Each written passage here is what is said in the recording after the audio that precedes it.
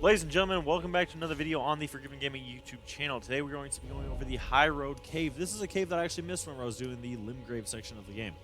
The closest bonfire is going to be the Murkwater Coast, and then you'll head up right here on the left-hand side, the west, and sneak in above the Murkwater Catacombs themselves.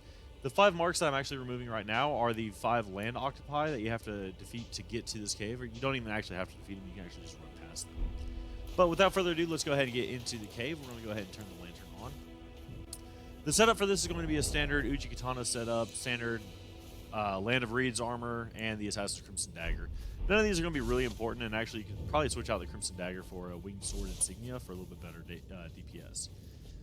Coming in, you'll immediately see the Site of Grace as well as the Summoning Fountain. You really don't need to use the Summoning Pool. This is a very, very easy fight. The most difficult thing is finding it. You don't want to immediately run in and straight off like I was about to do there, like I basically did do there, because you'll take a little bit of fall damage. Not enough to kill you, though.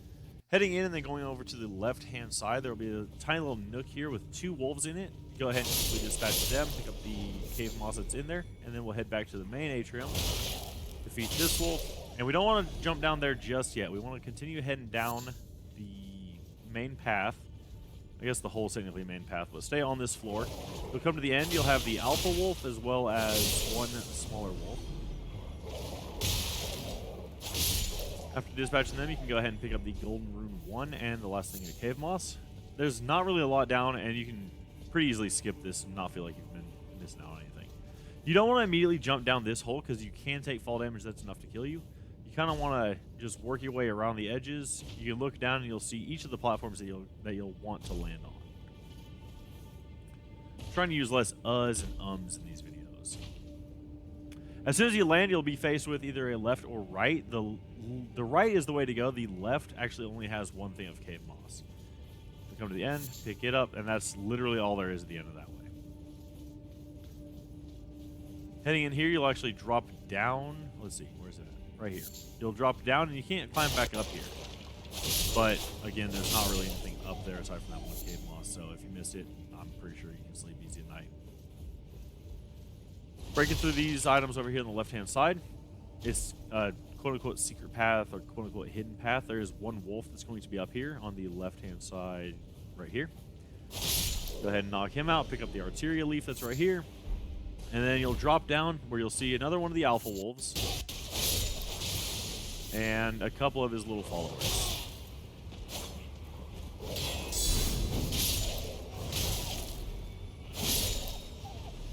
Pillage the corpse for 2 fire greases, and obviously the bodies will have beast livers, then beast bones, so on and so forth. This area right here, if you go to the right, doesn't really have anything important in it. It's just the way that we came from if we didn't use the secret path. Coming in here, you'll find the room with the waterfall in it. You'll have a couple bats that you can dispatch down at the bottom. You can either take them out from up here, but they are really weak enemies, so you can go down there, and I don't think they'll give you any trouble, really. So, we're going to go ahead and do exactly that. And I'm going to go ahead and switch out a torch because it may be just a little bit difficult to see. I know some of these areas get dark, so. Dropping off here at the end, and then immediately doing a 180. You'll come back here where there's 1 bat. I almost called him a beast. 1 bat feasting on the corpse. You'll pick up 3 smithing stone level 1s. You will aggro 1 bat down below, and the one that you aggroed whenever you dropped, so go ahead and dispatch them really quickly. I want to make sure I'm not missing one. Yeah, one more drop down, you will go ahead and go behind the waterfall itself. Dispatch the 2 bats that are right there as soon as you enter the cave, eventually.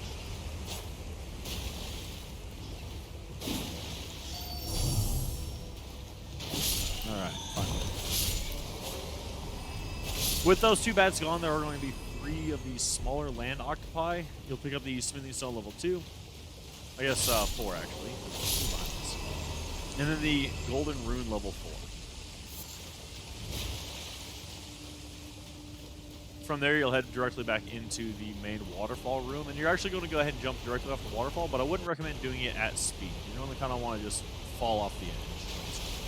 There's nothing to pick up at the base of the waterfall itself. From here, you do have to platform just a little bit. The first jump is really easy. It's the second jump that may give people difficulty. you will go ahead and pick up the Sham Shear item. We will be displaying this or showcasing it at the end. And then this fight this fight was unexpected. This jump right here is going to be maybe one of the more difficult ones. And that enemy that we locked onto isn't a bat. It's actually going to be a land octopus. So you don't have to worry about him jumping over and kind of messing with the current platform. From there, you're going to head up the path right here. You will see a land octopus on the ceiling as soon as you come into this main room. If you just attack it from the front, you'll do a lot more damage than if you attack it from the sides, which I'm pretty sure we've done in previous videos. The other thing that you can do is you can knock off its tentacles, which will force it to heal a little bit and give you the opportunity to go ahead and strike it down. You can go ahead and dispatch as many enemies as you want here. It's just going to be the one large one and the two smaller ones, but they don't really have any good items, aside from like maybe the land octopus, ovaries, and the strips of flesh, white flesh specifically, which aren't necessarily that good.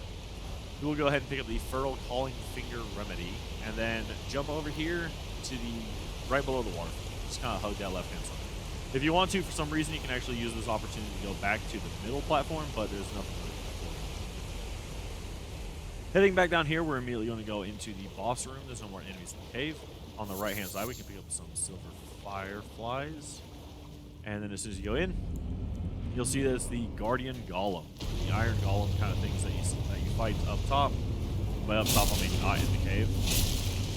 And you'll fight it the same way you would fight it if you were outside. Just go ahead and try and get it to topple over.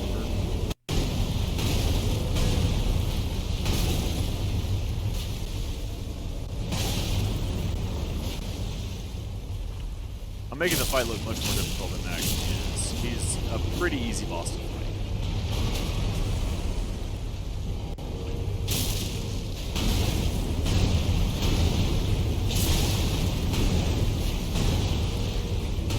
If you are able to do enough damage to his legs, he will eventually fall over and you can sneak a triple hit on him, which is essentially a one-hit kill on this guy. But, alright, yeah, right here we'll do it. So he falls over, go ahead and switch to whatever your highest critical thing is, but you really don't even need to.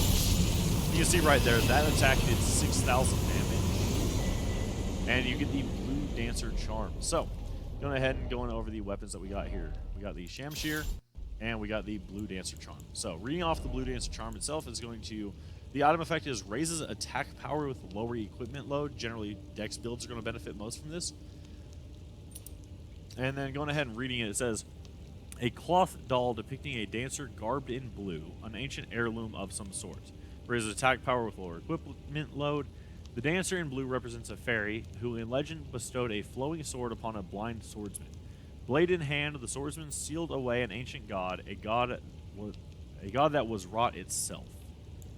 And then going over the Sham Shear weapon itself, going ahead and displaying kind of what it does. These are going to be your basic attack string.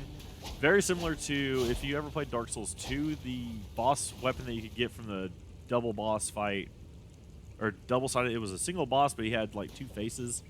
I don't really know how to describe him. He was a pirate boss fight. He was in like a pirate ship. This right here is the heavy attack if you charge it, and then the special attack is going to be this right here, which is just your spinning slash. That's basically going to be it for the boss fight. I don't think I picked up anything else in the cave that was too noteworthy. If I did, sorry I missed it. I'll put the item description in the video itself. But I hope you guys did enjoy. If you did, please don't forget to like, subscribe, and comment.